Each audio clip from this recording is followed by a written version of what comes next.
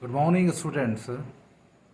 I hope that you're all taking the safety measures of COVID 19 and you know that how to make oneself safe of this COVID 19, that you must wash your hands regularly and keep a distance of 6 feet and avoid the crowded places. I hope that you will take all safety measures prescribed by the administration in this regard. So let's see that today we are going to discuss another literary term, and that is free verse. In French, it is called, the term is referred as versa libera. Versa libera means the free verse. You must have seen the modern poems which have uneven lines, which have the lines which are not regular, and there is not much rhythm in it. Now, it is printed in short lines. The free verse is printed in short lines instead of with continuities of prose. It has more controlled rhythm than ordinary prose, but it lacks the regular stress pattern organized into recurrent feed of traditional verse. So it is just like a prose, a rhythm prose, ordinary prose which has rhythm, but it lacks the regular stress pattern which are found in poetry, in traditional poems, in traditional verses. Most of the verse also has irregular line lengths and lacks rhythm. They have irregular line lengths. The poems are printed in such a way that one line is long and another one is short. So there is not regularity. The lengths are irregular. The lengths of the poems are irregular and they also lack rhythm. Walt Whitman, the great American poet, surprised the literary world with the publication his magnum opus book, and that is Leaf of Grass in 1855. With the publication of Leaf of Grass by Whitman, he surprised everyone by using this term. He used the lines of variable length which depended for their rhythm on the repetition, balance, and variation of phrases instead of recurrent metric feet. So in traditional or in conventional poems, we have the rhythm, we have the feet, which is used for the rhythm. The Whitman used the techniques of repetition. He repeated some words, some lines, balance and variation of phrases. In this way, he made his poems very popular. The use of free verse became very popular after the First World War, that is 1914. After 1914, First World War, the use of free verse became very popular. The French symbolist poets and American poets frequently use this term. Both English as well as American poets exploited this term. They made use of this term. It has been employed by T.S. Eliot in his poem Ash Wednesday, Ezra Pound, William Carlos Williams, and Wallace Stevens, and E.A. Cummings, etc.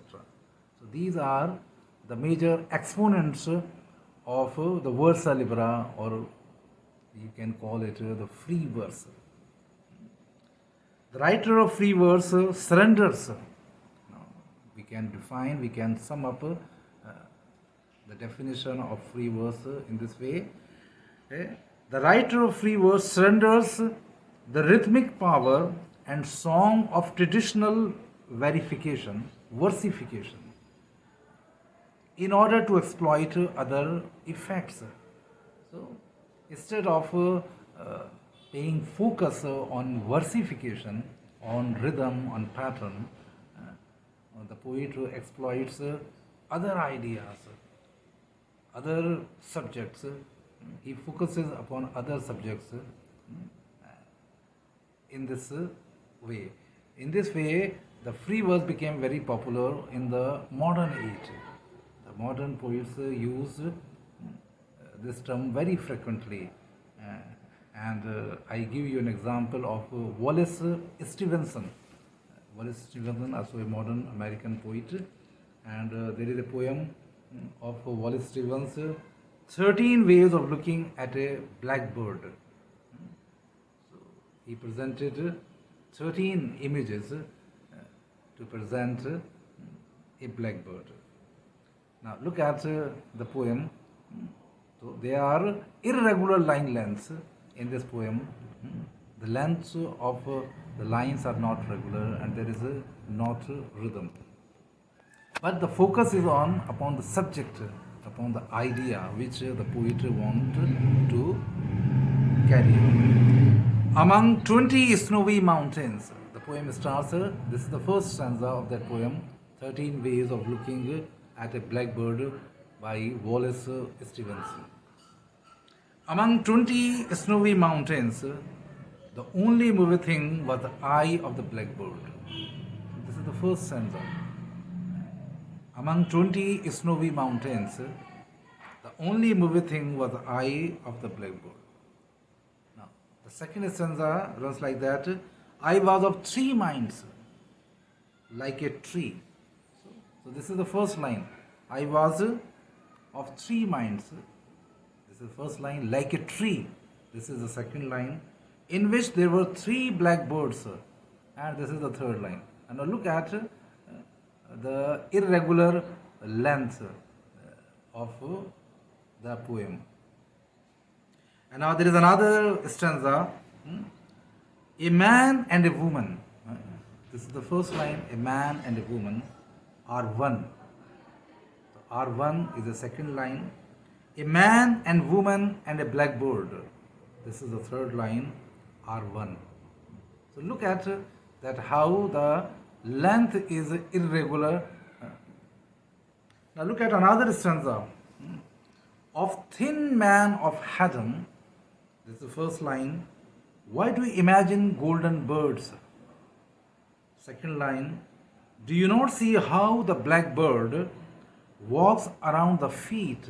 This is the third line of the woman about you. So look at that. The poet has liberated himself from the conventional ways of writing with a metric, with a pattern. The poet has broken all such kind of conventional things, and the main focus is upon the subject, upon the image through which he wants to convey the message, through he wants to convey his ideas. So in modern poets, modern poetry, this term free verse is frequently used.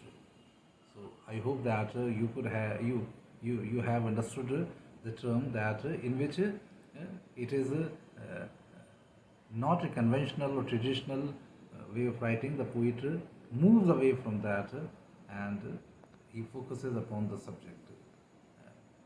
Thank you.